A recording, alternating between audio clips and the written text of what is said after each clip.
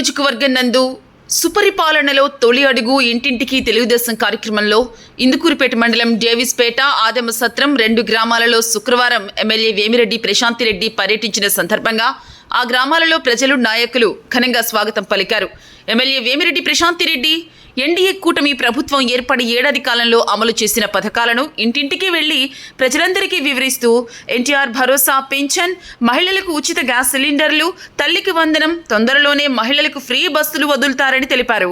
ప్రజల అభిప్రాయాలను అడిగి తెలుసుకున్నారు. సూపర్ 6 పథకాల హామీని నెరవేర్చడంతో పాటు రాష్ట్రంలోని ప్రతి కుటుంబంలో సంతోషం వెల్లివిరియడమే లక్ష్యంగా కూటమి ప్రభుత్వం ముందుకు సాగుతోందని వేమిరెడ్డి ప్రశాంతిరెడ్డి తెలిపారు.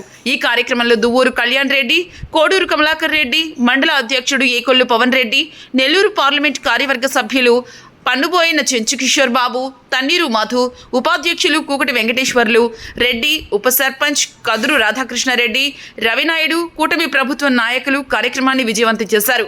ఆదమ సత్రం గిరిజన కాలనీ నందు ఈ కార్యక్రమంలో భాగంగా ఉపాధ్యక్షులు కూకటి వెంకటేశ్వర్లు రెడ్డి, ఉప సర్పంచ్ రాధాకృష్ణారెడ్డి కలిసి ఎమ్మెల్యే వేమిరెడ్డి ప్రశాంతిరెడ్డి వచ్చిపోయిన సందర్భంగా జిల్లా పరిషత్ స్కూల్ పిల్లలకు, గిరిజన కుటుంబాలకు భోజనాలు ఏర్పాటు చేయడంతో సంతోషంగా ఆనందంగా వారు గడిపారు. సరేమ్మా, నేను మిషన్ పంపిస్తాను. సరేనా?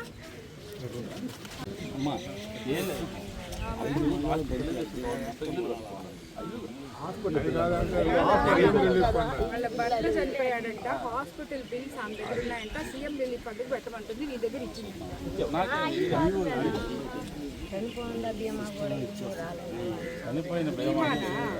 ఎప్పుడు చనిపోయాడు? ఇప్పుడు పెన్షన్ కూడా శాంక్షన్ అయిపోయింది మేడం. పోయిన జూలయ్యా? మొన్న 12వ తారీఖు పెన్షన్ కూడా శాంక్షన్ అయ్యి వచ్చేసింది. సమస్య కరెక్ట్గా చెప్పాము. ఇల్లు ఆగిపోయింది.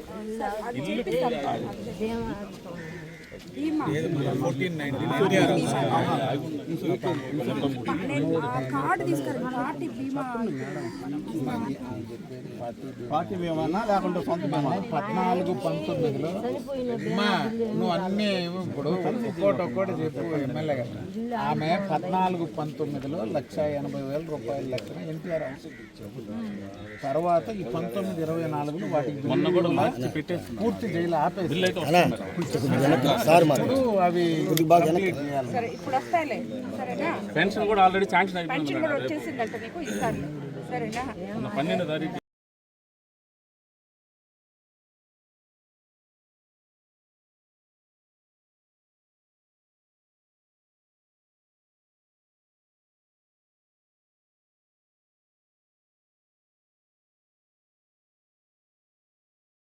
వచ్చేసిందంట, నీకు ఇస్తాను.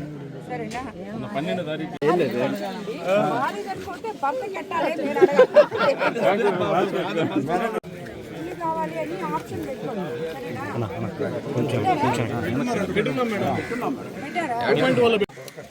సచివాలయ సిబ్బంది చేయగలిగింది.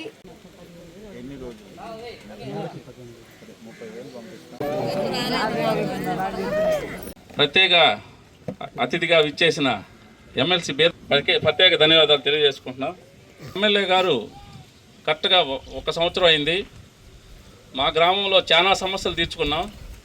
ఇదే ఎస్టీ కాలనీలో ప్రభుత్వం మీద, చంద్రబాబు నాయుడు గారి మీద ఏ విధమైనటువంటి అభిప్రాయం ఉందో స్పష్టంగా తెలియజేస్తూ ఉన్నారు. అదేవిధంగా ముఖ్యమంత్రి గారు ఏ విధంగా P4 కార్యక్రమాన్ని తీసుకున్నారో ఎమ్మెల్యే గారు కూడా ఇప్పుడే చూసాం. ఎదురుగ్గా ఉన్న మండల పరిషత్ స్కూలు వెంకటేశ్వర రెడ్డి గారికి P4 కార్యక్రమంలో ముఖ్యమంత్రి గారు ఎమ్మెల్యే గారికి, ఎంపీ గారికి పథకాన్ని ఏ విధంగా పేద ప్రజల్ని అభివృద్ధి చేసేదానికి వారు కోరారో ఎమ్మెల్యే గారు కూడా వెంకటేశ్వర రెడ్డి గారికి స్కూల్ను అప్పచెప్పారు.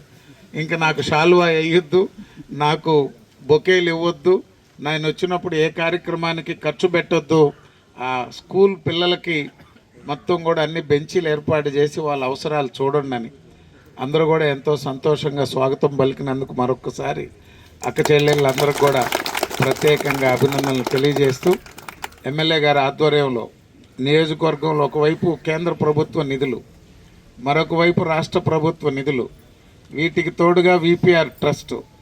అందుకే మొత్తం మేడం మీరు ఎంపీ గారిని కూడా మాకు మిగతా నియోజకవర్గాలకి ఈనీయకుండా మొత్తం కోవూరుకే లాగేస్తున్నారంట. మాకు కూడా కొంత తీనిండి అని ఉదయాన్నే కారు ఎక్కి చెప్పుకుంటూ వస్తుండ. అమ్మ మీరు మొత్తం కోవూరుకి తీసుకుంటే మాకు కూడా కొద్దిగా ఇస్తుండండి పక్క నియోజకవర్గాలకు కూడా ఎంపీ గారి ద్వారా అని సంతోషంగా ఉంది. అందరూ కూడా అయినా ఎన్ని పథకాలున్నా ఎన్ని ప్రభుత్వం పదే పదే చేయాలని చంద్రబాబు నాయుడు గారు ముఖ్యమంత్రిగా నిరంతరం ఎమ్మెల్యేలని నాయకులను అందరినీ మనం కూడా స్థానిక అధికారులు అదేవిధంగా పార్టీ బూత్ కమిటీల నుంచి కేఎస్ఎస్ఎల్ నుంచి గ్రామ కమిటీల నుంచి యూనిట్లు క్లస్టర్లు అందరూ కూడా మండల గ్రామ నాయకులతో సమన్వయం చేసుకొని ప్రభుత్వ పథకాలు ఎవరికైతే అందలేదో వారి అన్నీ కూడా గుర్తించి ఈ యొక్క పథకాలు అమలు చేసేదానికి ఒక సమన్వయంతో పనిచేయవలసిందిగా కోరుకుంటూ ఎమ్మెల్యే గారు క్లారిటీ ఉన్నారు. ప్రతి ఒక్కరికి సేవ చేయాలా, నన్ను నమ్మి అత్యధిక మెజారిటీతో గెలిపించినటువంటి కోవూరు నియోజకవర్గంలో అభివృద్ధి వేగంగా చేయాలనేటువంటి తపన ఎమ్మెల్యే గారు పడుతున్నారు. దానికి స్థానిక నాయకులు అధికారులు అందరం సమన్వయంతో పనిచేసినప్పుడు అది సాధించగలం అనేటువంటిది.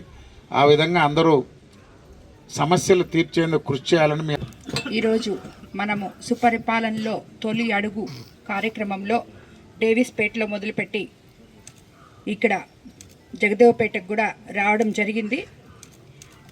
ఈ రెండు కార్యక్రమాలకి ఈరోజు ముఖ్య అతిథిగా విచ్చేసిన బీదా రవిచంద్ర గారికి ధన్యవాదాలు. శ్రీనాథ ఒకరోజు జరిగి కూర్చోవాడు కాలు బాగలేదు జరుగు